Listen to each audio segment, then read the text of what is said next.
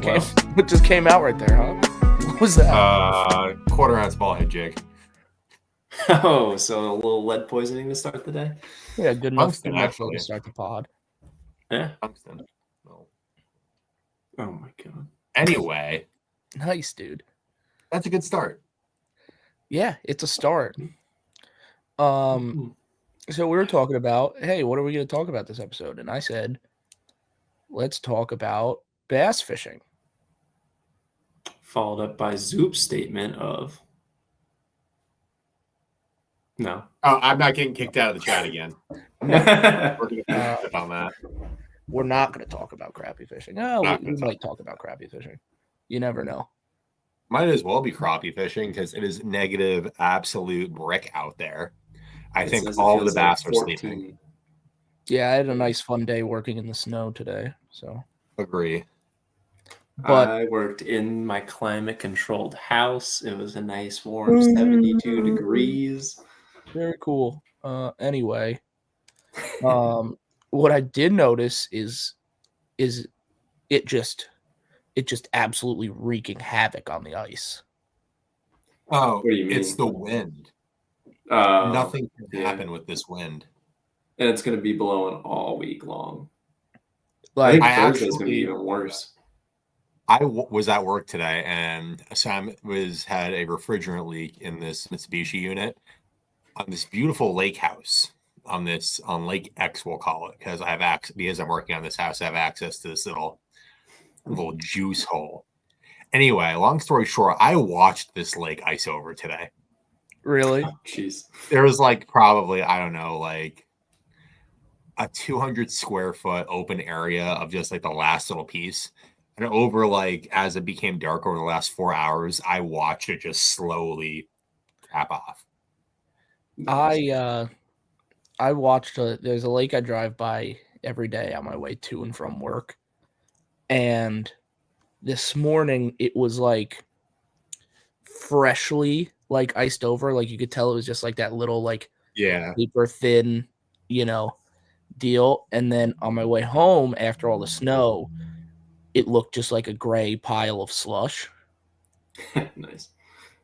So the ice is just gonna be garbage. Yeah, it's gonna be big little ice jams everywhere across the whole lake. Yeah, it's gonna be garbage. I mean, it's gonna be blowing 20, 30 for the next 3 days here, 4 days. A bunch of icebergs going down the old Delaware. You guys are gonna have to fish George Washington crossing over to cap the British in your sleep or whatever. That's why the other day when it was warm out that last Sunday, I was gonna go to the river, and me and Brendan couldn't go because the river was just floating ice masses. Really? Yeah. So what I'm hearing is you just don't want it bad enough. Is that correct? Yeah, pretty much. Okay, as long as you said it, not me. Well, my boat was in the shop, so Brendan, let's do winter season boat updates for the chat. Oh, boat updates. My whole lower unit's shot. That's good. Good. What's the time frame on that? He said they're actually in stock and you can get one pretty quick, but he's working on my insurance right now, so at least it's through insurance and not out of pocket. I actually didn't hear from them today. I'm probably gonna call them tomorrow and see what the deal is. But speaking of insurance, Brennan, do you have that yet? Insurance on the boat? Yeah, I locked up insurance back in when I think it started. I locked it the day my old one expired. Speaking of that, you know what I don't have right now? Insurance. Health insurance. Medical? Of course. When did you turn? Was it your birthday? Oh, did it kick 26. You off the 31st? Yeah.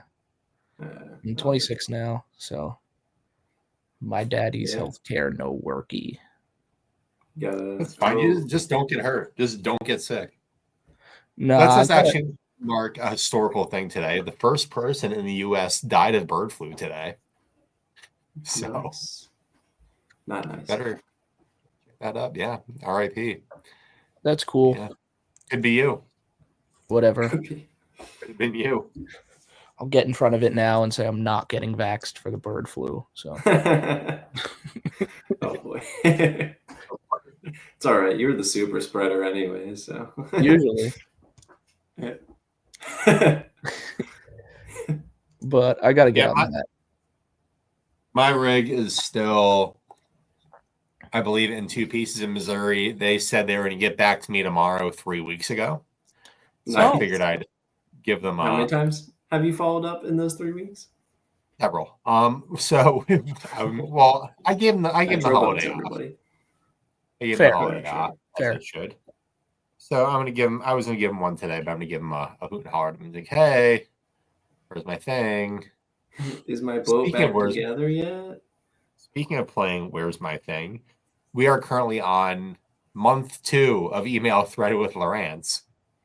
Oh, jeez. From the live scope, right? Correct. Hopefully, they say they're going to warranty my thing and Active Target 2 arrives.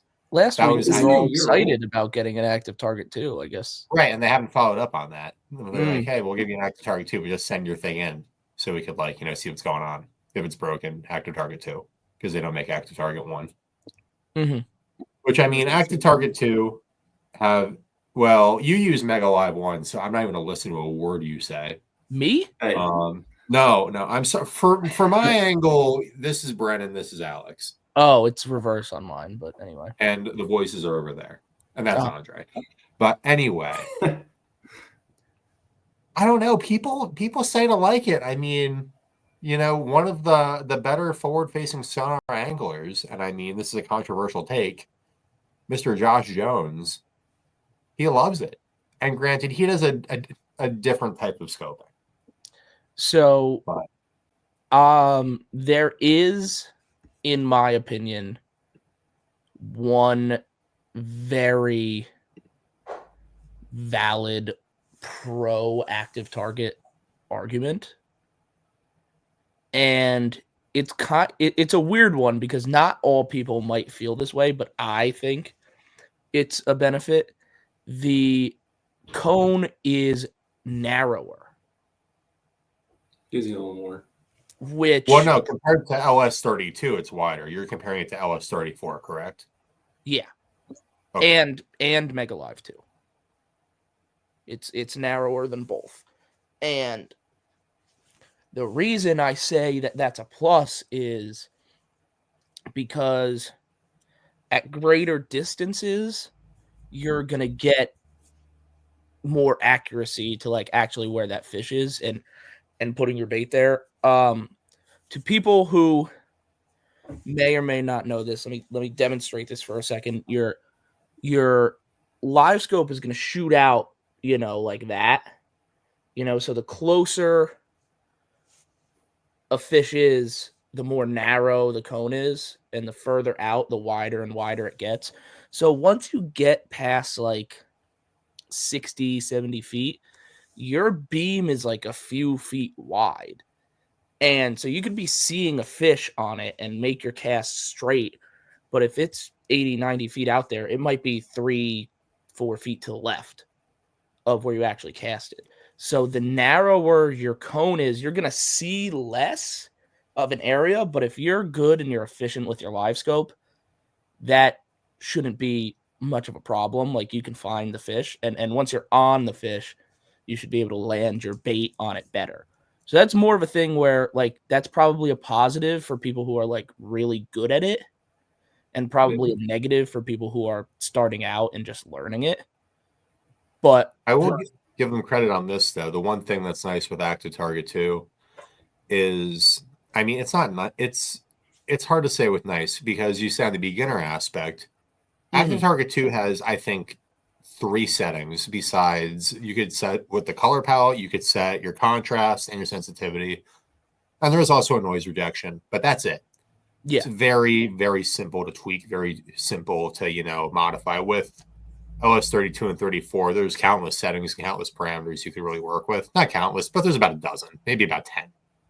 there's really only about 6. You're really 6. Yeah, I think you're really 6 you should be touching. But still, 6 is a lot more than with active target. You could call it 2.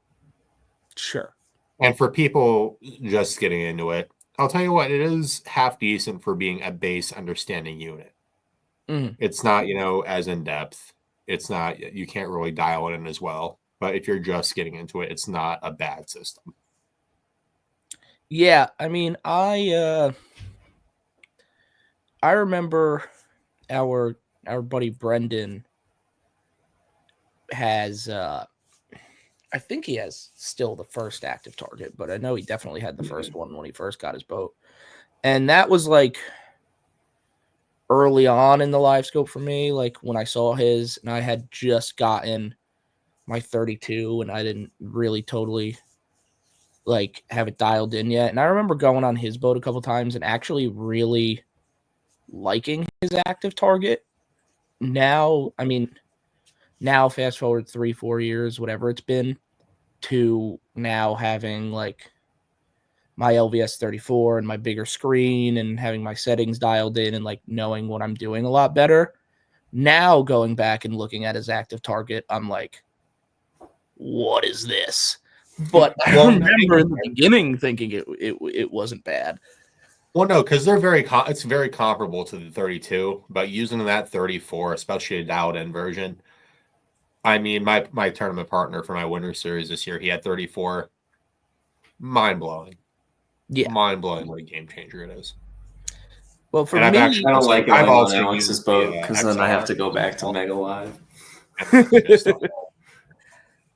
That's what everybody says. Everybody's like, I hate fishing on your boat because every time I fish on your boat, it forces me to spend a bunch of money. I refuse to just not buy it for now. Okay. Why don't you go to the? Would you consider the Mega Live 2, Brennan? No, I would rather after some. Well, I would have to buy a new Explorer unit, and then I can't use the Explorer with my current Helixes. So, like, at least, like, the benefit of me when I got the Mega Live was that I got a good deal from Pat on his old Helix unit. So it was significantly cheaper. Like, I got the Helix unit for like a couple $100 from him, and then I got the Mega Live for a couple $100 there. So it was dirt cheap compared to like going to like a Garmin, but to do Mega Live 2 cost a fortune. Yeah, well, it's like one of those where it's like, if you're gonna have to buy a new Explorer unit, which is, 2,200 or whatever it is, and the new Mega Live 2, why would you not just buy a 34? Yeah, and just get a standalone Garmin at that point. Like, yeah, I mean, it's because it's not going to network with your Helix units anyway, so it doesn't matter. I mean, it doesn't matter. You're doing full view live scope on that unit, no matter what. Yeah. Like, well, for me, like if I don't have live up, I could just put like on the bay. Like if I'm not really going to be live scoping, like I'm just going to. That's a sentence. That's a sentence that doesn't compute for me. If I don't have live up, why would you ever not have live up? I mean, like if you're fishing like the thick grass where you can't actually see anything, then like, I would just put I have my map on, and then I'll have like 360 on the other one if there's like a little pocket or something that opens up, I can see. My Garmin 12 up front has 2 modes: full screen live scope or not on. Yeah. What is that, Jason? What are you okay? What? You're kind of in space right now, I feel like. I'm not in space. I'm in my shed. Is that a net above you? Yeah, it is. Net, rod pods, the graveyard of broken twigs. So on your nitro, do you, on your theoretical nitro, do you run active target currently, or did this year? Yeah, I did. So active target is now. I hate bashing companies, but whatever. We're just transparent here. I started my warranty claim with Lowrance like the Monday before I broke my boat, because my active target July. July. So it what happened is, well, I'm not sure what exactly happened, but my theory is, so in the transducer there's a magnet, And that magnet talks to a sensor that tells you what orientation the transducer's in, whether it's in your forward, your down, your perspective. Okay. So what was going on with mine? It was just going. It didn't know where it was, so therefore the screen just spun around. It thought the bottom was on the ceiling. It was a big mess. But no, I was running active target on the Nitro until it died on Champlain, and then I went cello on Champlain and had so much fun. And then Nitro sank, and I've been using LS32 on the tracker ever since. And I will be probably using that for a very long time in the future. I've been actually, since it's really cold out, I've been using LS32 on the ice. And I went out actually yesterday out. And the one thing that I noticed with it is with the lithium that I have, I don't even know. It's actually some really weird Minnesota Chinese battery. It's showing 16.5 volts on my Garmin. So that scope is running hot. As it should. And it looks good. It's been really, I'm telling you, once it gets out to like, I don't know, we were in like 7 to 10 feet. Not having the kelp forest, game changer. Well, yeah. Absolute game changer. Yeah, that sneaks up. I'm just very impressed. I actually have back here my active target shuttle ready to go. As soon as I get it back, I like having the 12 up there because when I'm on larger bodies of water, I like having the map. Yeah, it's nice. Yeah, and especially if you have a couple buddies in the hut and you're like crappie fishing at night, you get to see all 3 of your baits on 12-inch screen. It's fun. It's what you do. You can't do anything else. It's cold. Yeah, I'm just praying we're gonna get on the old this Saturday. Yeah. Oh, there's a Lake Zoob exhibition this Saturday as well. All right. Well, as long as we don't get that freak snowstorm this Saturday, potential. No, darn! I'll be trapped at Zoob's house all weekend. Oh man! Oh no! Darn it! Darn at Unlimited Crappie World. Oh, sorry, everybody. Can't come home. And hang out. Infinite Crappie glitch. I'm stuck. Arms in a cast. Oh. I'm trying to think, has anything relevant happened in fishing in the last week? It's been quiet. Yeah. The tournament season has officially started. It's crazy. The first major bass tournament of the year has occurred. Or a BFL or something, or what? Yeah, BFL on Sam Rayburn. I saw that one. I haven't seen that. Young kid won it with 29 pounds. Blew it out by like 5 or 6 pounds. It wasn't even close. That kid's a freak, though. He's been teasing the top 10 the last couple times, just finally all glued together. Boys trip to Texas. It's always interesting with those Rayburn tournaments. It's like, I mean, I don't know who they are. I'm not familiar, but you see like on the posts and people talking, like it seems like there's a group of guys there who are like, trading victories in that region. Like there's a few guys who are super dialed in. Yeah. And they drop like the mega bags there in the 28. It sounds very, very Bay adjacent, where it's like the same group of a few names. I think that's everywhere you go in the country, though. It's always that same. There isn't really a place, if you think about it, where there isn't, the same group of names. Yeah, I mean, there's a group of names everywhere. I mean, you look at a place like the Potomac, and you look at guys like Alex Johnson, and all right, I'm gonna start talking about property to save myself. Anyway, guys, so we have the Kitech Easy Shiner 2-inch in the neon. No, I actually not doing that. I was actually thinking if you guys will oblige taking me there. I was thinking with all the recent cold, miserable, and ice fishing talk we've been doing lately, that we could take a step out of that world and go to the warm summertime. Yeah, talk a little bassing when we should be bassing. When we should be. Ooh, I love when we should be. I had an idea because I think this will be a good idea for viewers to kind of gauge what kind of a fisherman like each of us is. So I thought my little icebreaker would be if you not what is most effective, but what is your favorite way, single way to catch a bass if you could do that every day? That's so difficult because I don't know. I'm so broken now. I'm serious. I'm a broken man. My head, you know how I am too. If it's not can't have a favorite. If it's not the most effective, it just doesn't compute. But I'm gonna have to think on that. I think Brennan has a couple ways. It's tough. I feel like Jersey, I like a couple different ways, just being like junk fisherman. But I feel like a jig. I just like setting them up. Throw all that out. All right, here's a hypothetical situation. You are at a lake. It's filled with giants. It's awesome. You're about to take a cast. No matter what you throw, they're going to eat it. What do you want to throw?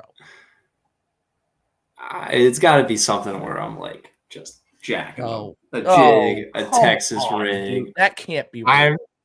I mean, you could say top water, I guess, but I don't know. No. I'm not talking about you. I'm talking about him. Oh, no. I'm going to start off with he pulls out. Because if I have one way, and this isn't, no, I'm serious, Al. This isn't a joke. These aren't joke lures. I wouldn't have multiple if they were jokes, and that's not. You can call it a rat, but the rat isn't really it. What it is the style of bait. And what style of bait is this? Wake bait. It's a big wake. It's a big wake. Like the rats. Kick him out now. 1 second. I've never seen him have this or throw it once in my life. Ever throw a gill wake? No. Oh. You haven't lived. You have not. This is never practical. You see the size of the hooks on this thing? Do you know how easy it is? Practical. He's caught one fish on that. Just one. I love night fishing, and these are like some of the things I throw at night often, but they also do work during the day.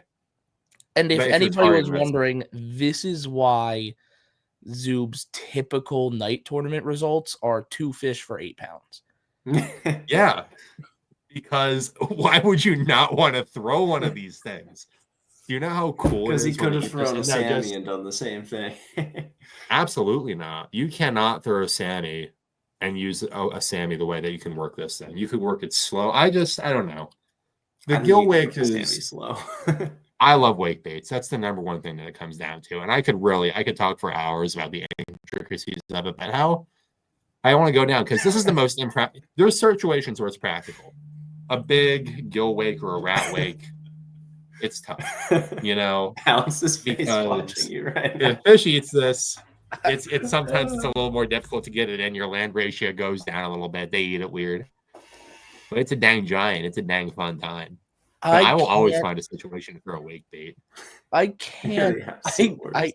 I cannot comprehend that the question was, if there's one way you can catch a bass, what is it? This kid could have said 100%. wrong. And he pulls out wake baits.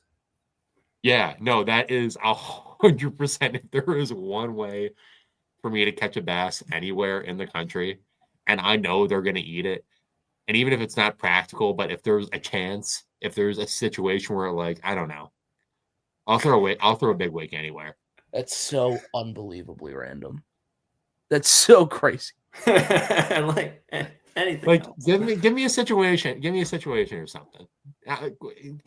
Why do you make it? Why is it so crazy to want to throw this? It's just like, isn't that fun though? It's just so unusual. It's not that, like, I can get it. It's probably a sick bite. It's probably really cool. But the fact that is the first thing that comes to your mind is so insane. My happy place is when it's like 70 degrees at night in May and June. I have no idea. I cannot see the bank. I cannot see anything. But I'm just chucking a 4-ounce hunk of something at someone's personal property. Bro, I hate night that is where I live. I need to take you guys night fishing. That's the issue. I need to take the bum. What you just described, like, dude, like when we fish the Thursday nighters, when the second it gets dark, I just want to go home. Like, I catch my fish for the first 3/4 of the tournament, and then that last hour when you're fishing in the dark, I don't want anything to do with it. Oh, wait. You guys want to see something sick? You guys want to see something sick and really cool? He's really cool. Gonna glow the tail, isn't he? Just the tail. Your camera turned off. It's too dark. Oh, that's racist. I saw it for a second. Right? Yeah. This is actually for anybody that listens to this and wants to get into throwing, like, say, like, I don't know. Because I throw different shad style wakes, and I can really dive into that for an hour. Or I could show y'all a couple. But if you want to get into throwing a rat specifically, the Evergreen Combat Rat is probably the easiest, just very entry-level rat to get into. I'm a huge fan of this rat. We're talking entry-level rats. Yes. Is what we're talking here. Here. I have some trivia. I have some trivia about myself personally that Zoob you should get if you have any knowledge. I have caught multiple fish on a wake bait before. Oh, but I've only ever caught fish on one wake bait. Oh, what is it? The Rapala. No. The Rapala jointed minnow wake one. I don't even know if it would like totally be considered a wake bait, but like, is it one of the single? Is it one of the single cranks? Is it a crank style? Yes. Is it the? It's not the Mega Bass one. No, it's the one. It's probably the first wake bait ever made. Oh man. Probably. The old jitterbug. No, that's you consider that a wake bait? I wouldn't. That's a top water. But it's not a walking bait. What would you call it? Essentially a top water, though. I don't know. I would just call it a jitterbug. Jitterbug is like the first wake bait, if you really think about it. Yes, but a wake bait to me is like mostly under the water, but I don't know. That's fair. That's a very fair thing. You call that more of a top water. Ooh, man, I shouldn't. You just said no. This doesn't count as a wake bait. You just said it. The jitter? No. You're thinking of the Rapala original floater. No. You said the word. The word of what it is came out of your mouth. I don't know. If you didn't intend it to be a bait, though. It was just a speaking word. That is also the name of the bait. Kind of. Floater. That wasn't it. I'm going to tap out on that. It's a man's 1-. Yeah, that's. Come on. Well, the Yozuri is a copy of the man's, right? You said the Yozuri, and I just said no. I don't even know what it is. Yeah, no, but no, that's the one. That's the one. That's the wake bait. That's a really probably started it all. That's exactly what it is. Caught a lot of fish on that. I used to throw that thing all the time, especially when I was younger. Pond fishing and shit.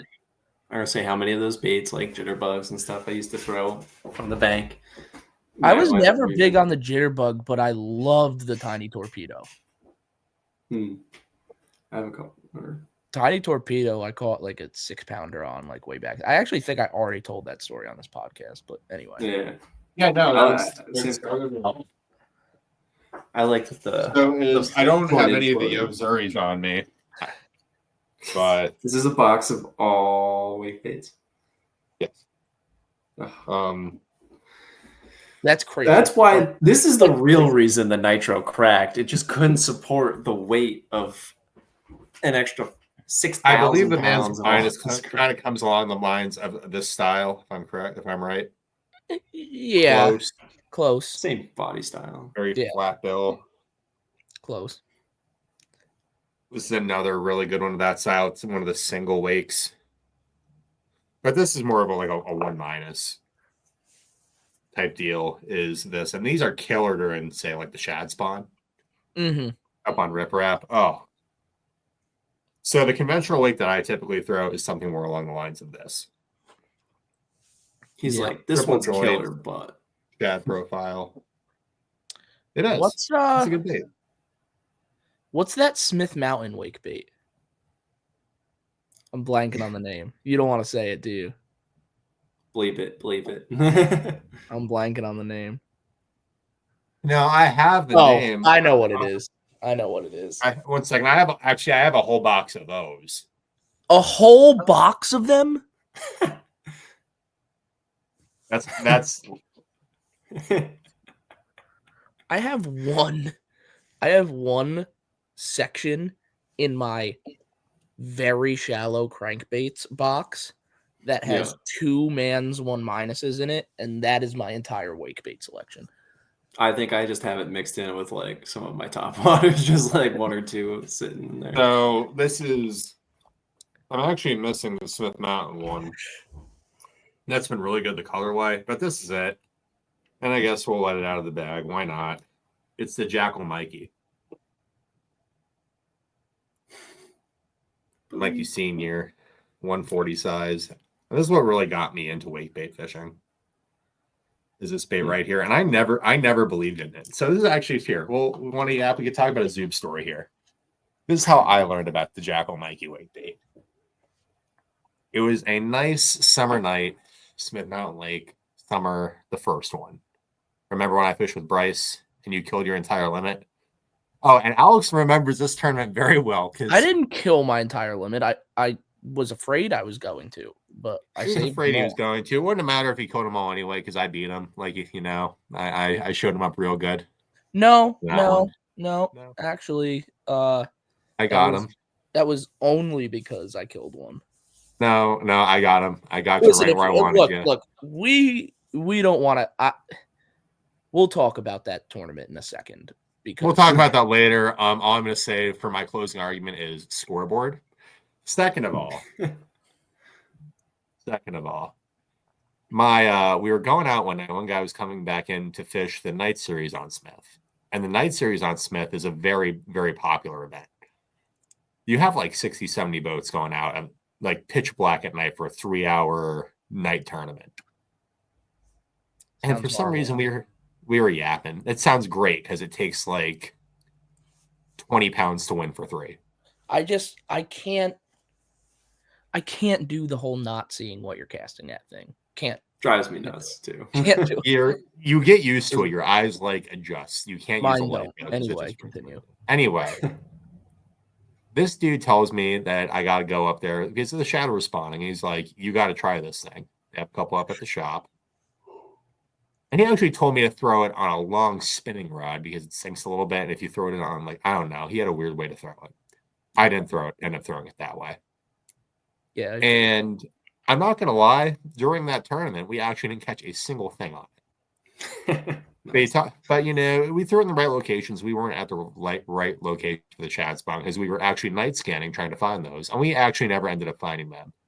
I actually ended up finding this unmarked rock pile with my lower unit while me and my tournament partner were watching people fornicate, because that's what you do while you're night scanning. Yeah. That was a very interesting tournament. That was the old Nitro. May she rest in peace. Yeah, I remember your night scanning. That would drive me nuts, but anyway. No. And I could go into more details about wake baits another time, and I'll probably tell the story again. But I ended up throwing it during a shad spawn, local derb, and they crushed it. And I just started getting the retrieves down. There's, like I said, I'm going to spare the details. But different retrieves locations, different angles. Like, I really dialed in a wake bait. And when you just have so much confidence in one thing, I don't know. So it just always feels like it can happen when you have the confidence in it. And there's a certain, row of situations that really makes it shine out, like any lure. Well, but I always feel like it's going to get bad. That week on Smith Mountain, I was blasting them on the shad spawn on a top water bait with a very similar naming convention. The old Sammy, which is an actual top water. And while you were catching nothing on the Mikey, I was catching a fish every single cast on the Sammy. I found out that I wasn't fishing the Mikey the right way during that tournament. Yeah, I mean, especially if it's your first time using it, you probably weren't. No. The one thing that I feel like for yours, so I guess I'll let this out. Shad like to spawn on very shallow banks when they can push up into. And the bass will typically go very shallow to try and get after them. I'm letting it out, screw it. Really letting it out. Wow, such a secret. Yeah. Well, no, because I'm showing you how a wake bait will excel over your Sammy. Yeah, okay. Until when you're going real shallow and you want to say deflect off cover, if you want to say deflect off things that they're on, like dock pilings, riprap, that's where that wake bait really comes out to play. Now you're throwing that Sammy probably over what points? Or you just throw a fluke because it's the same thing and you can skip it around the whole talk. And then you set the hook and it balls up and comes flying back at you. Hang out back at you, it's in the face, and you have to. And the 2-pounder eats the fluke when the 5-pounder eats the top water. Or you could just sit at your laptop the night before the tournament, go on Google Maps, look at a piece of riprap, say, "Huh, that looks like a good spot for a shad spawn," and then pull up there first thing in the morning. They're blitzing like stripers and catch a 6.5 on a Sammy on your first cast. Could just do that. Or you could scan at 3 o'clock in the morning and find people fornicating. There we go. And how many bass?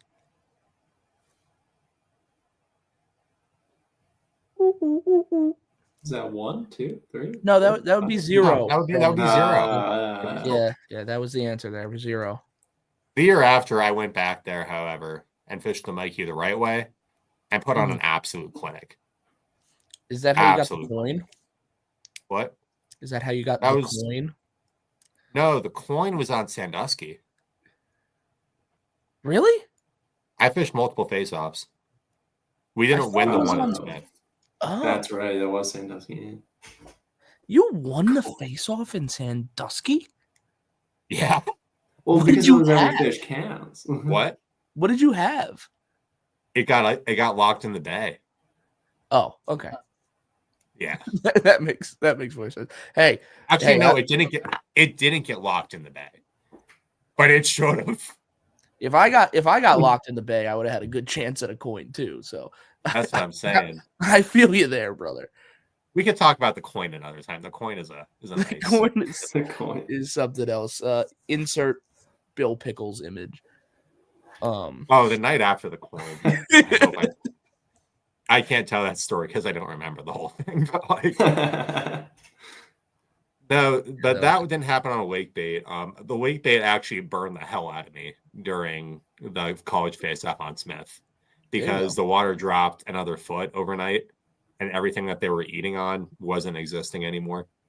They don't bite on Sundays. No, they don't. What happened? I dropped one probably. There's YouTube evidence on this. I dropped one. It was a 7-pound class fish, and I didn't fight it right. It got me in a tree under the boat. There was a lay down under the boat, and the rear treble hook of the bait was and this fish was just thrashing around. And that was it. And that was the only bite we ended up getting on it. Dropping really big fish at Smith Mountain during a college tournament. I don't know. That never happens to anybody. I don't know anything about that. Never happens.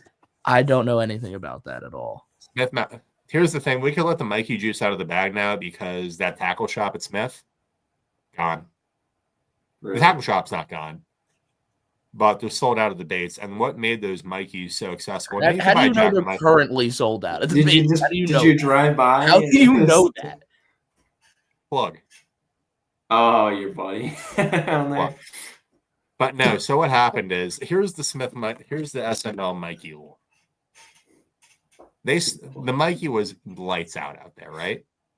And then they stopped making that size. They made the Mikey Junior, and they stopped making the Mikey Senior. And Mr. Owner of Smith Mountain Lake Tackle Shop said, "Hey, Jackal, make 10,000 of these for me." And on a special order, Jackal made 10,000 Mikeys for the Smith Mountain Lake Tackle Shop.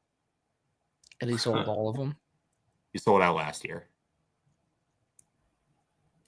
However, in Japan, how many of those 10,000 are in the possession of Ryan Myers currently? You'll have to ask him yourself. I'd be willing to bet probably quite a few. I have 6. But I also got these. Did he just get a new truck? He probably sold a couple to buy the new truck. Yeah. I'm more commodity now. He sold them to Zoob. Yeah. Zoob. To buy the truck. Funded. Yeah. This is a Zoob new one. Actually paid his first 4 months of payments. That freaked me out so much when I was at Smith for Jared's bachelor party.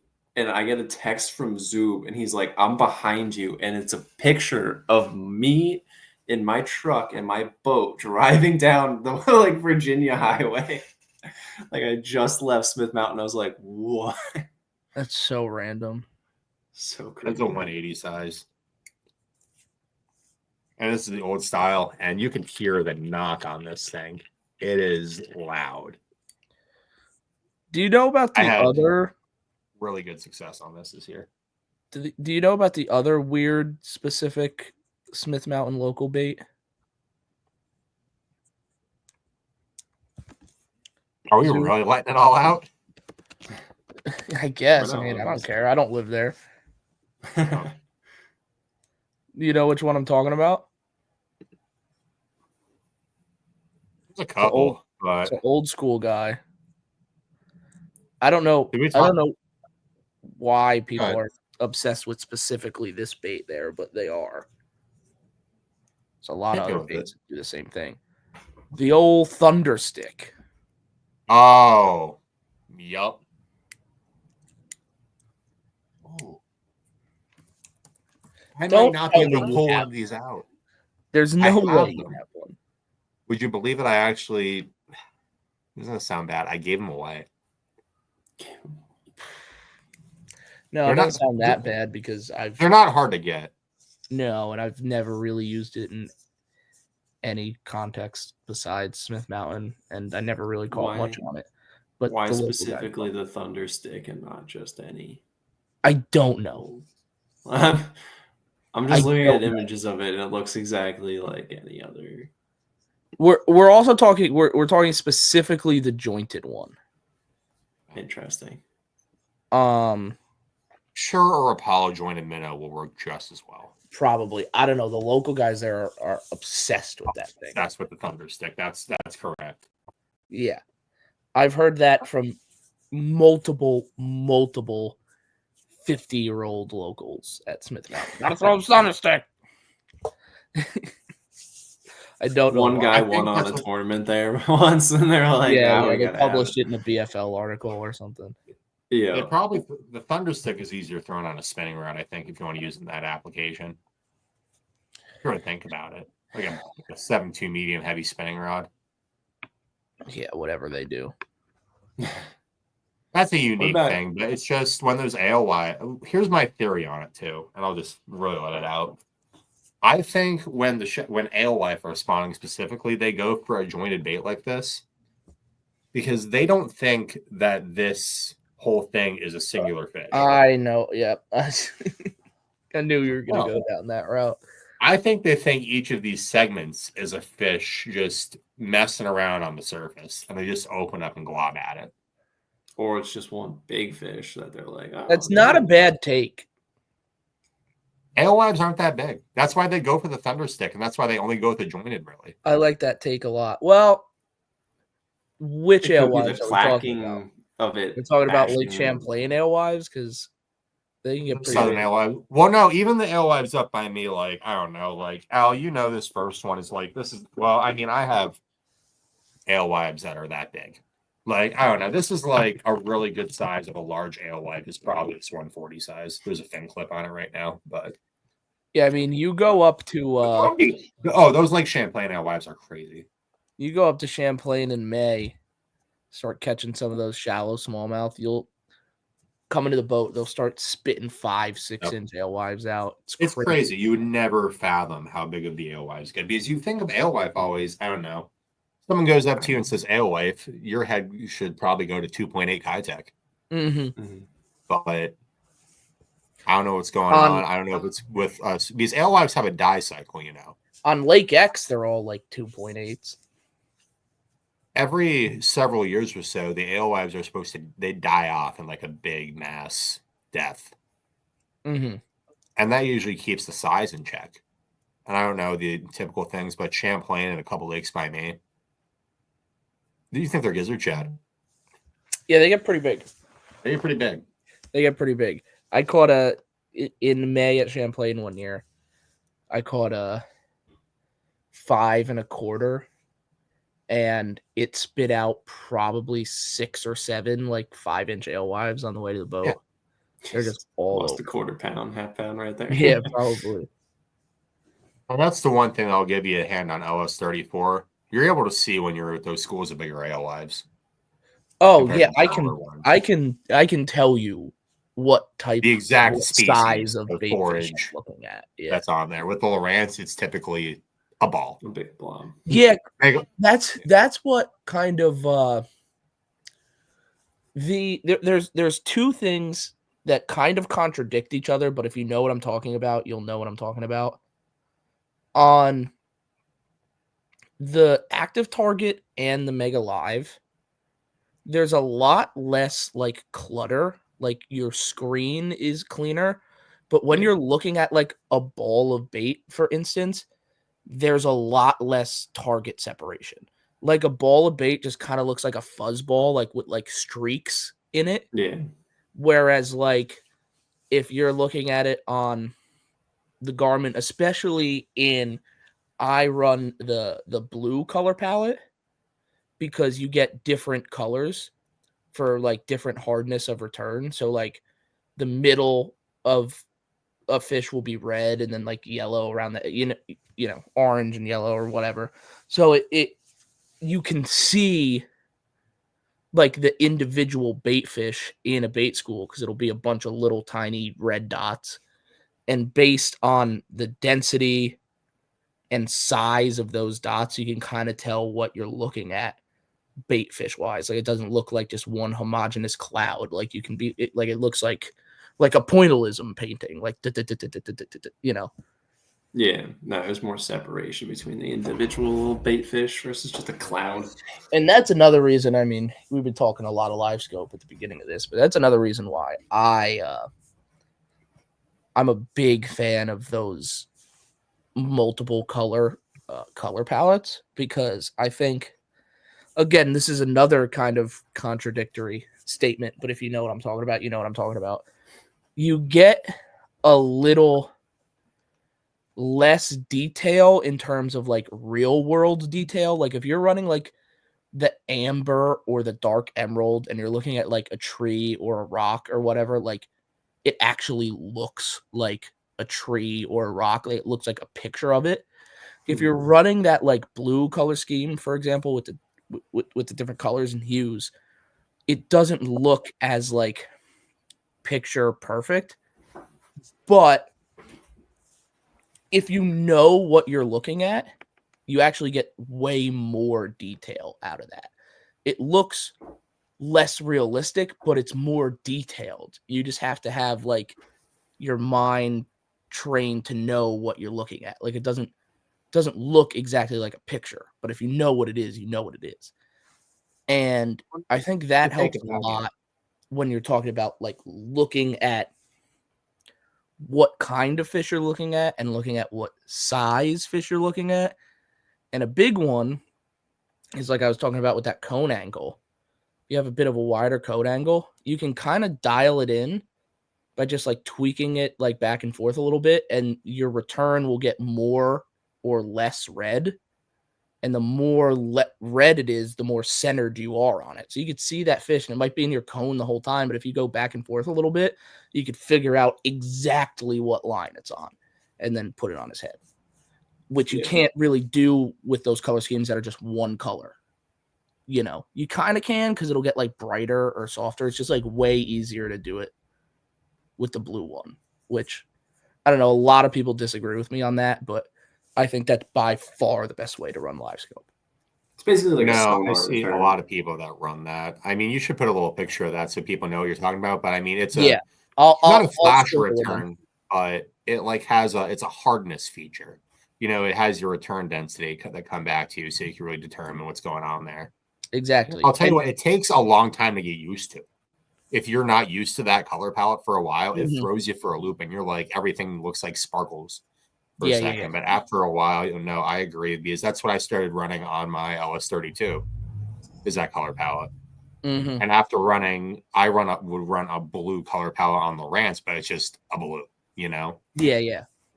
And it took so long to get used to, but I couldn't agree with you more on that color palette. You're able to really fine and tune in densities and sizes a lot easier.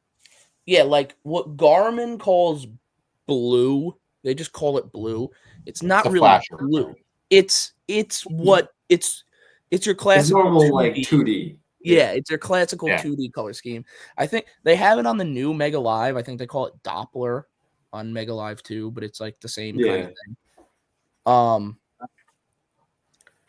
But yeah, I don't know. Like, actually, speaking of Smith Mountain, like I remember Ryan like texting me, and he was like, "Why do you all you northern guys run that stupid blue color palette?" Like, it seems like a lot of the guys down south run that amber color palette, and a lot of the guys up north run either the blue like I run, or a lot of guys run that black emerald one. Like, I remember seeing Zona runs the black emerald one.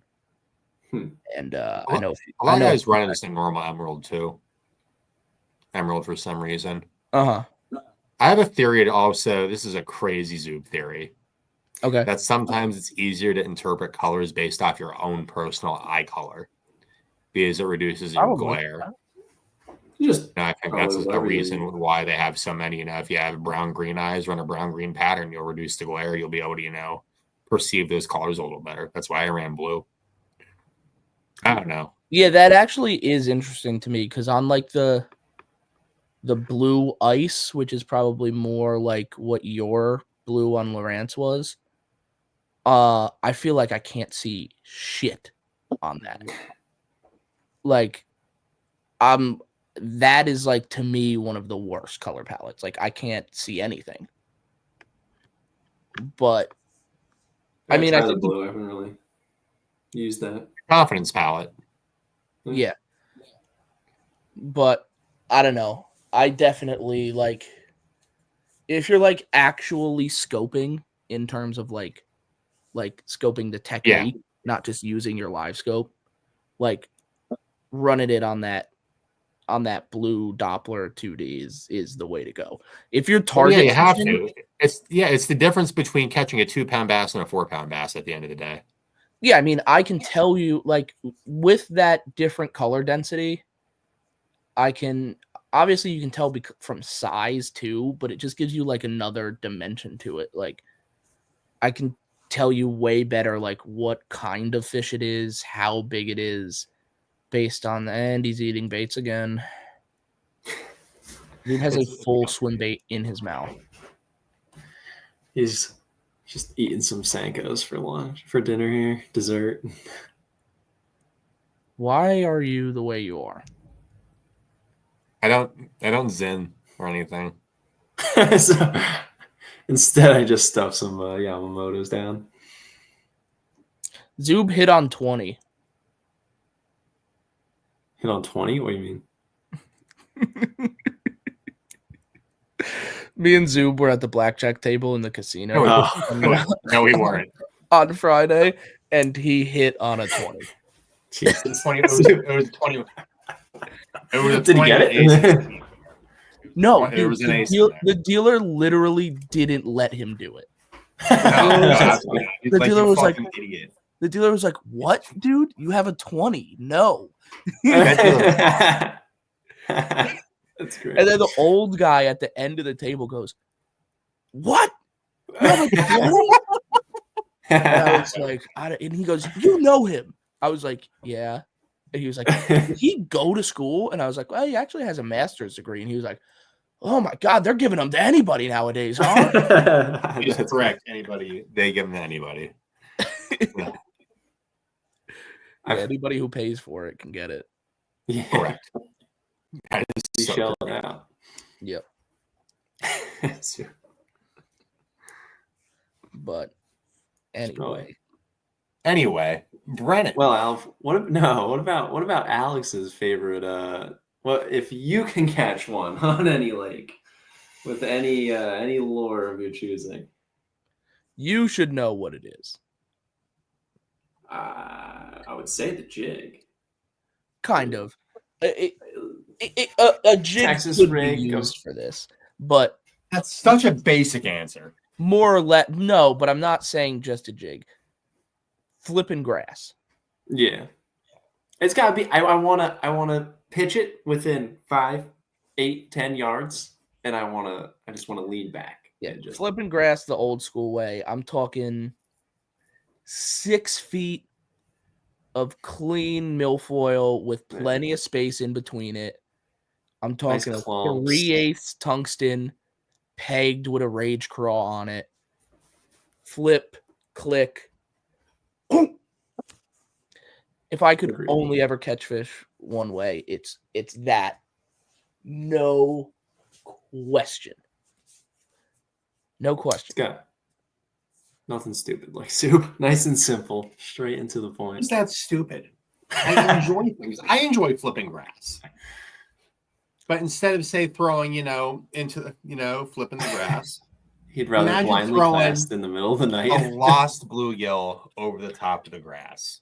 In the middle of the night. And this absolute behemoth northern pike comes out. There it is. But now, imagine dropping that craw onto his grill, and you feel yourself hit the bottom, and then you feel boom. And then you set the hook into a nice 30-inch pickerel. Oh, I want your grass flipping setup right now. I want your grass flipping setup down to the line, down to the hook. Okay. People are gonna be very upset. I know. People are gonna be so upset with this. So let's say the situation is the situation I laid out. Exactly what you want. 6 feet. So it's not too shallow, not too deep. Nice clean milfoil. You can get right in between it. You don't got to worry about looking for holes. It's just nice and uniform. You got plenty of space in there. Pegged 3/8 tungsten. Here's where I start to piss people off. We're starting already. A 3/0 EWG hook. I do not use flipping hooks. Oh, why not a 4/0? I would use I use like a 4/0. That's 3/0 is just the size that fits on a rage crawl. I don't really feel this. It depends on what bait you're throwing. Like if I'm throwing a worm or something, I'll throw 4/0. But on most baits, I'm using like a craw or a structure bug or a craw tube. What? Huh? I'm usually gonna be throwing a 3/0. Here comes the second way I'm gonna piss people off. 17-pound fluorocarbon. I do not. I personally, and this is, we've brought this up as a topic a couple of times and we've never actually gotten to it. I do not throw braided line in any situation that I don't absolutely have to. I throw braid on my frog rod and on my spinning reels with a leader. That is it. Or I have on one top water rod, Yep, but again, I I'll was just throw gonna a say that. leader sometimes. Pretty Braid much on everything. I have braid on a cranking rod. Psycho. You're the worst. You're the worst of all time. As he sips his coke. One of the worst. Yeah, no. I spinning rods will take out because most spinning rods I'm running braid to a long leader. But when we're talking casting rods, we got braid for a frog rod. We got like thinner, like maybe 30-pound braid for a top water, like a non-frog top water, like a walking bait or whatever. Yeah. We got braid for if we're doing like punching, like heavy, like mat punching, like we were talking about at the Potomac. And every other rod in the boat, every single one of them has fluorocarbon on it. It's very acceptable. That's a common thing. I put fluoro on the ones where I am like flipping, doing casting, like actually like, you know, doing a nice hook set. But all my moving baits all have like just the like high seas, like fluoro clear, like the fluorocarbon coated stuff. Nice and cheap. It's like $9 for like 300 yards. Nice. Yeah, that's insane. That's insane. It gets the job done, man. Chatterbaits, any kind of moving bait, it's sitting there, it's chilling. See, I see where Al is where on the no braid to leader, because I don't know if you're giving them a mean hook set on flipping grass. That's another point of, you know, if you have a bad knot, your hook set, it's a confidence thing. You know, that could be a big bummer. Listen, that had happened.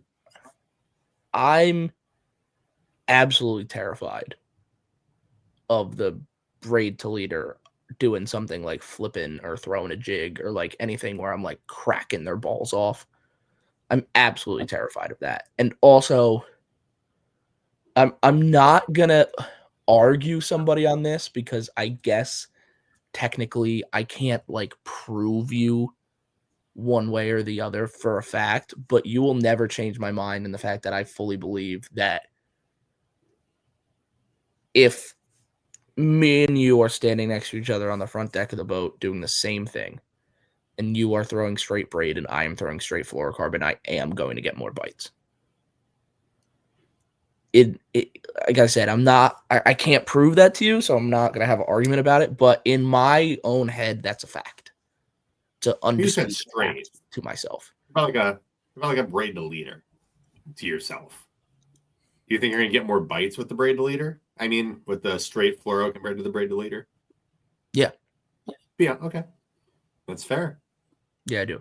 Especially if get the same bites, but especially if some people say that with grass too. You know, they say if they're, you know, they're daubing there and the braid's rubbing against the grass, some people say that it's like, you know, cause a vibration. I think maybe, you know, tweak those fish out a little if you're in a pressured environment. Call me crazy. Call me a psychopath. I genuinely think that the sound and the vibration of your braid coming through the guides of your fishing rod is a problem.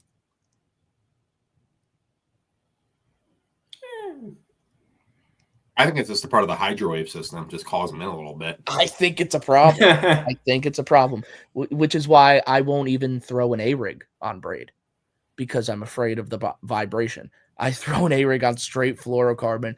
Oh, yeah, I got these big metal wires. Oh, they're going to be so scared of the line. They're going to be so scared. Nope, still won't do it.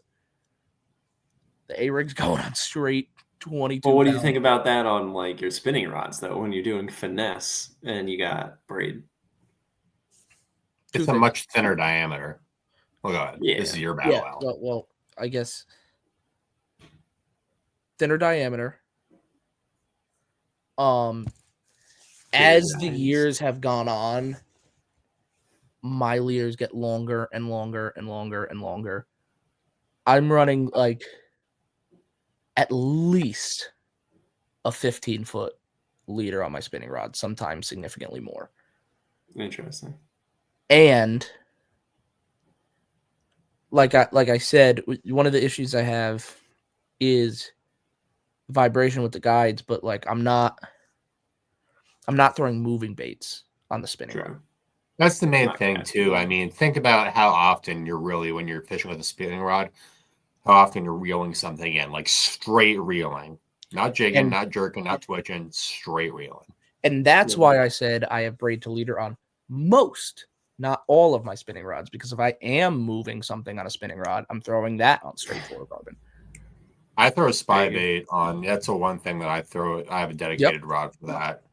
And I throw that on straight 6. I actually do this weird thing, and I'm not going to get into it. I throw 6 to 5 mono, but we're not going to talk about that. That's just hell. I have no interest in talking about that. But I throw straight fluorocarbon for like a fluke. Oh, really? Yeah. I do braid on that though. I don't like the line twist on the fluke is the problem. I like being able to see the line if I'm letting it sit and they grab it and run. The main thing with the fluke more than anything, I do it for, all the reasons I previously stated, but the main thing, and this I can prove to you, and this I will argue with you about, and I'll show you it the next time we go fishing.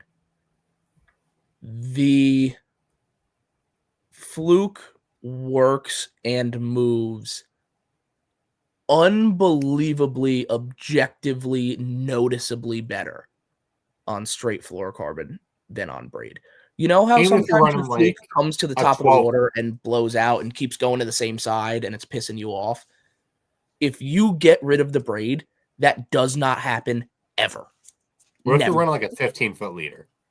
I'm talking Still happens. It happens until you're within like 30 feet of the boat. If that braid is in the water, you're screwed. Interesting. Sinking braid. That might be better. That might help. I'd have to try that this year. Because that's the problem. The braid sits on the top of the water, and it doesn't sink good enough. I only have the sinking braid, the sunline stuff on my mineral rod. I'm going to try it for a little bit this year, but I liked it. But I'd have to try for that. If you're throwing that straight fluorocarbon on the fluke, it's like adding a little tiny bit of weight to the fluke without actually having to put a wake on the fluke that's going to fuck up its distribution. You know what I mean? It's giving it a little sag to keep it down a little bit without actually like putting a weight on it that's going to mess up how it runs. Some people just do the split shot with like a leader, just a little tiny light split shot. And I've never done that. What I was talking with Zoob on our one-on-one episode is sometimes I'll take those lead strips, the little stick strips that people, I forget what they're called. Like suspend strips. Yeah. And I'll like wrap it around the shank of the hook. Mm-hmm. And that seems to be the best way to me that I've been able to add weight without like affecting how the bait goes. Do you do the belly weighted hooks? I like those on like Champlain. That's like I love that there. I've done it. The suspend strip is like a similar idea to the belly weight hooks. I just feel like wrapping that strip around it instead of having just one like centralized weight like keeps it running a little more. I mean, it still looks pretty good with the belly weight, but like I think the best way I've seen like when I put that suspend strip on, it doesn't seem to change the action really at all. The belly weight does like a tiny bit. Interesting. But for me, the straight fluorocarbon on a fluke is a must. It makes that problem of not getting good hook sets on a fluke exponentially worse.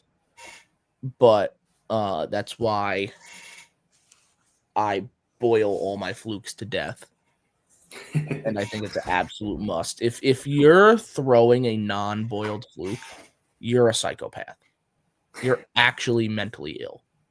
I do quite a bit. You're just begging to not catch the fish.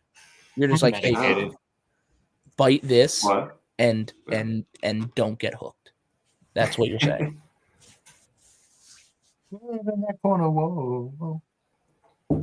Did I? So yeah, your grass flipping. Did I just get a Leangelo? Did I just get a little Leangelo? I've played that song 45 times today. It's a sticker. Actually, watch this.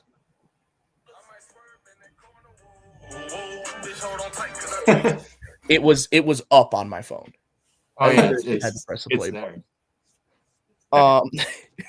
Yeah, your grass flipping setup. Okay, so yeah, 17-pound fluorocarbon, and then I have a couple rods I do it with, but bread and butter, your favorite one. My favorite one. That money. If it's not that heavy and I can get away with it, like if it's the grass I'm describing, it's thin milfoil, I'm not going to get wrapped up and I'm not going to get messed up. 7.2 medium heavy Zodius. I'll rarely go to a heavy unless I absolutely need to.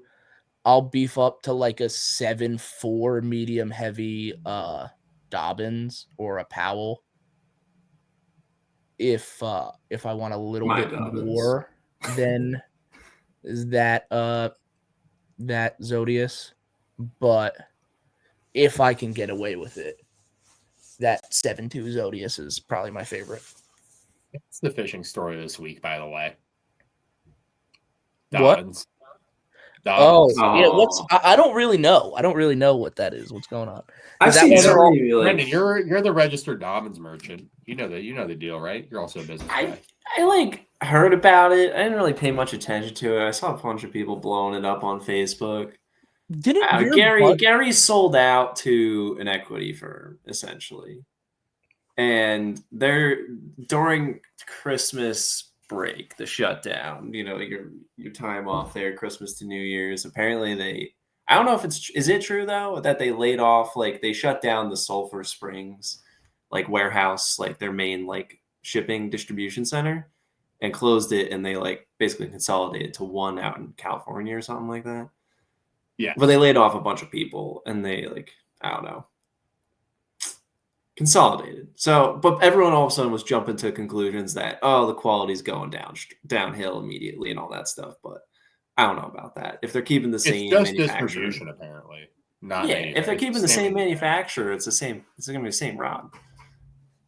Maybe customer service might get a little worse if some of the good people that were there, because I mean, it was nice. You would call that number and you would have it. I had the one of my rod tips broke. I too many times jamming it down into the rocks trying to get my jig back, and I called them, and like the next day I had one at the front door basically. So they did have good customer. I'm gonna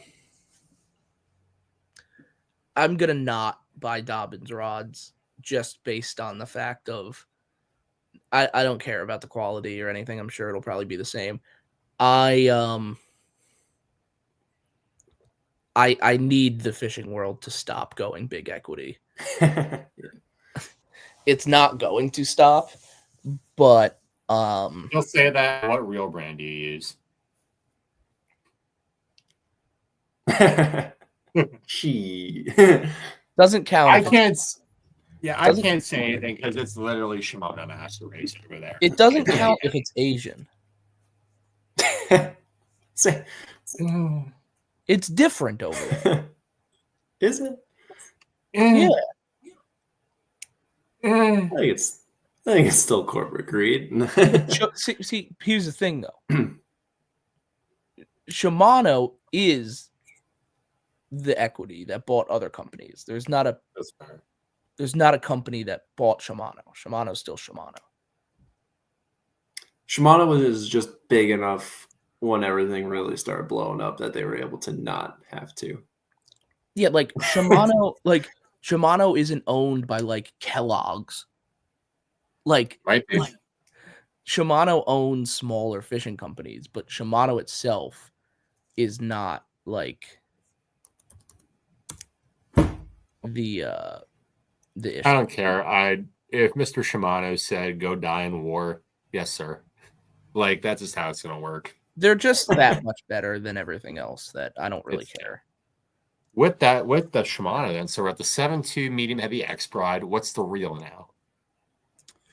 I think I can guess this one. Yeah, I mean, I run a conglomerate of Shimano reels, but I will stand and get repeatedly shot on the hill of there is no need to spend more than $100 on a bait casting reel because the Shimano SLX is that good. Agreed. Just the regular OG SLX is one of the best casting reels ever made. As a matter of fact, I like it significantly more than most all reels that are $200 to $300 more than it. I don't even think I own a $300 reel. I know Zoob does. How much is a Metanium? Brand new? Yeah. They're like around $4. Okay, I do have reels that are over 300. Yeah, but you probably got those back in college, right? No, fairly recently. No. Really? Yeah, they're 2020s, so probably I got them in probably 21. I have a lot of the 2016 generation Metaniums. I only have the 2020s. They're good. I think I still have a Abu Silvermax in rotation. I have 2 2020 Metaniums. I have a Shimano Scorpion 70 MGL that I bought off of my buddy Yoshishi over at Otaka Bay Shop. I have a couple of the SLX DCs. I have a SLX MGL 70. And other than that, I think every single reel I have is just an OG base $100 SLX. The SLX MGLs are phenomenal. I put that up against a lot of reels. They're a phenomenal reel.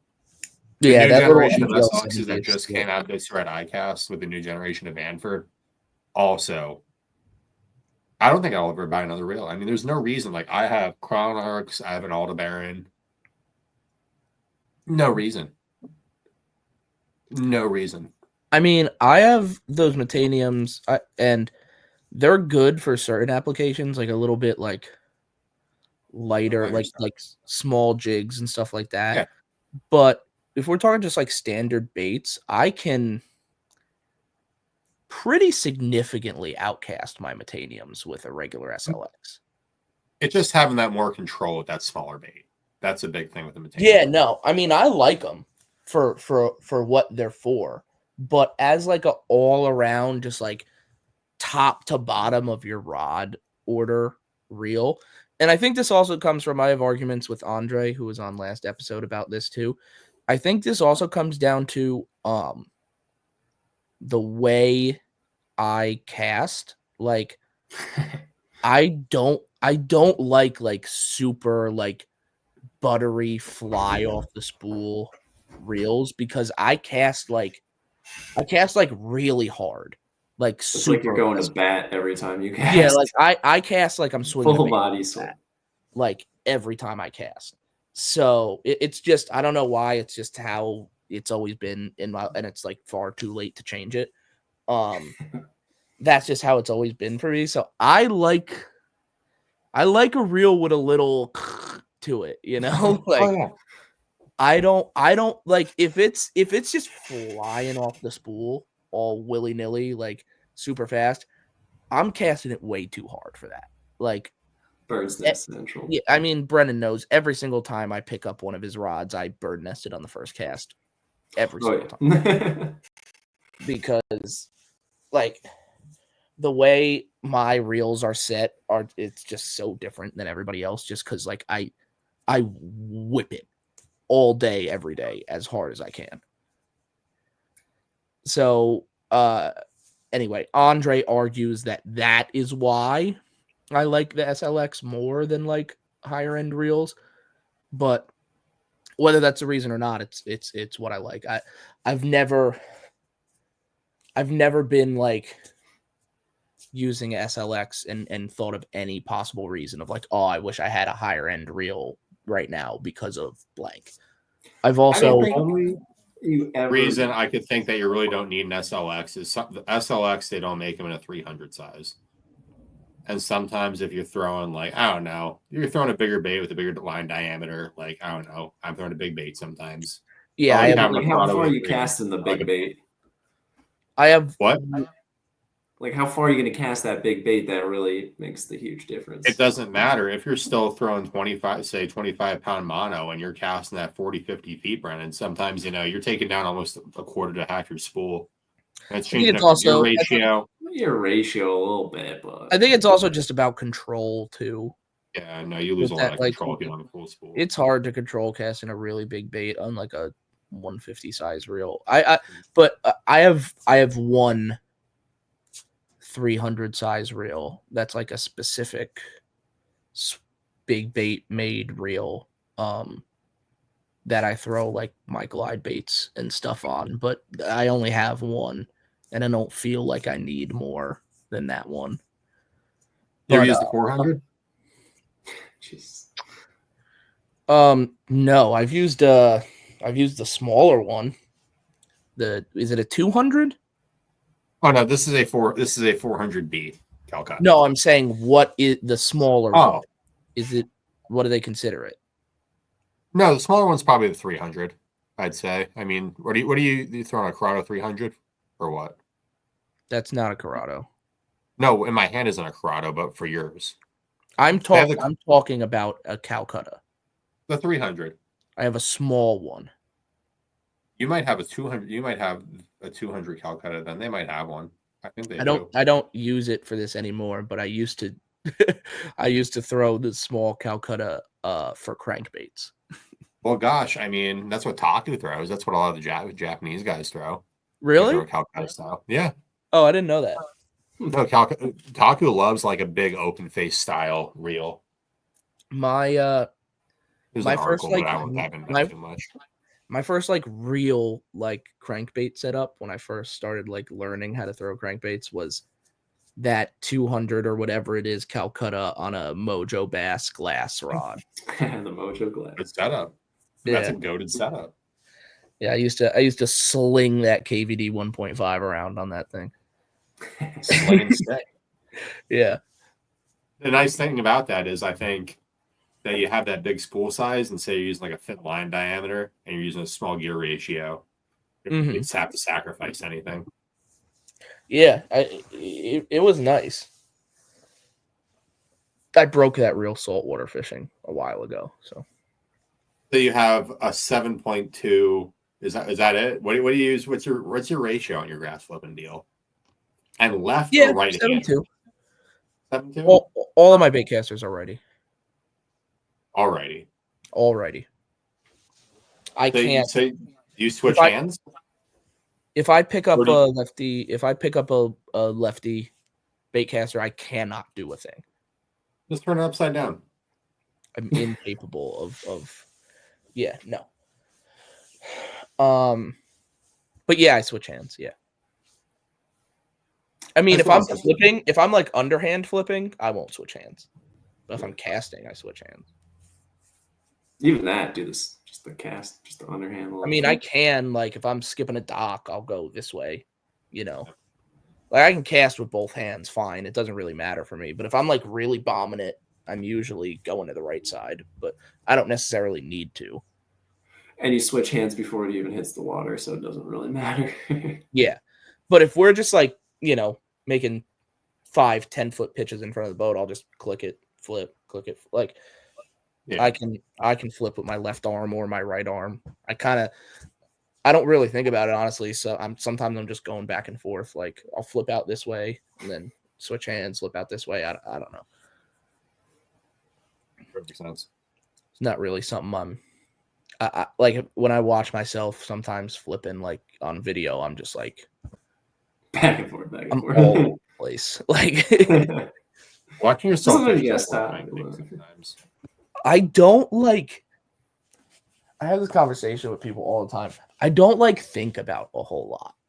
Like when I'm fishing and I'm like in the zone and then I watch myself and I'm just like, what? I'm just like all over the place. You looking this way, you look that way, you look just all. Like especially like you ever have this happen? I have this happen all the time. When you're like flipping grass or something and you're like, and you smoke one, your buddy turns to me and he's like, oh, when he grab it, and you're like, oh, he hit it on the fall. And then you watch the video and he hit it on like the third hop. Like, like not even close. Yeah. That's when the best bites happen, is when you're just so completely clueless. You're looking away. You have no idea where. Yeah. I can't remember the last time I caught a bass in a fun way. Actually, no, I can, but still. Oh. I'm going too airheaded. I got to weigh myself down. There he is. Is that fin clip? Yeah, of course it is. Brennan. Yeah. You're what do you like to do? What do you when little Brennan goes to bed at night after not being on the podcast? What do you like to dream about when you're fishing? Dream about fishing. I was gonna say all I dream about is my house now, but nobody cares about that. Nobody cares about your house. Fishing. Not even a little bit. I don't know. I'm just looking forward to spring. That's all I can think about right now. Is right. But what's your tactic though, Bren? My tactic? What's your thing to do? Yeah, I mean, I was flipping grass. Zoob was wake baits. I feel like it's just reasonable.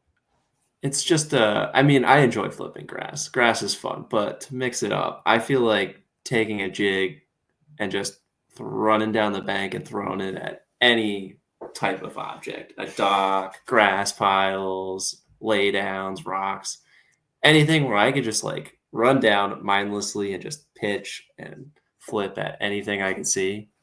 Mm-hmm. That's always fun. I mean, we all knew that was Brennan's answer. Probably 90% of the bass Brennan will weigh in on a given year will come on a small flipping jig. An unnamed jig. Yeah, that I don't even know why I tie other things on my deck half the time. It's one jig and it sits there on my deck and it goes to town. And every year I end up weighing in all my fish on it. That's one I'll die on at this podcast. I will never ever let an episode of this podcast with that jig name on it. Well, it's a good thing I have one right here. Don't we need I the will bleep? Remove you. Don't we need the bleep for this episode? I could drop the. I mean, no, don't say it. I just would rather not edit. It's an hour and 20 right here. Minutes in. We really want to see. Nope, that's not it. That's not it. Come on, dude. You're completely MIA for 2 episodes with absolute dog water fucking excuses, and then he comes in and he makes my life even harder. Guy's got negative dedication to the podcast. We need a good bleep in the episode. No, I don't want to. We got to keep the users guessing. They're going to be like, what did they say? We have 7 people that watch this. Yeah. So what is on here? He's the worst. No, actually, you're the worst, but he's the second worst. Yeah, you guys changed the date on me last time. Oh, I was coming home. I was putting in my work. Oh, shut up. I don't want to get into it because we're not going to argue about it on a live podcast, but I don't find any of your excuses valid. But anyway. Are we still live? Yes, we're still live. Of course we're still live. I want to make us unlive right now because of a combination of things. One of them being wake baits hanging from jigs, hanging from fin clips, hanging from my co-host's hat. I think we need to call it a night because Zoob's getting a little delirious from lack of sleep here. Yeah, it's the and the fumes are getting to him in this shit. I'm ready to wrap anyway. It's a work night. I'm tired. Heavy as the hat that wears the wig. I gotta go work in the snow all day again tomorrow while Brennan sits in the heat and then says he can't come on a podcast at 9 o'clock on a Monday, but whatever. Anyway, that was Bums Talks Bass and Bums Talk Bass. And we actually did talk bass this episode, unlike last episode. Last episode, we barely mentioned a bass. We occasionally get there. We really barely mentioned a bass last week. Anyway, that was it. Hope you enjoyed it. Hope you got to think about some warmer vibes than what is going on right now. I like talking about spring, summertime bass, and I just want to get smoked on a chatterbait again. I just want to get to early chatterbait season. Maybe next week. Next week we talk about what do we do when it's April 1st? Where are we going? What are we doing? How are we fishing? That sounds good to me. Okay. All right. Well, anyway, we will catch you guys next week.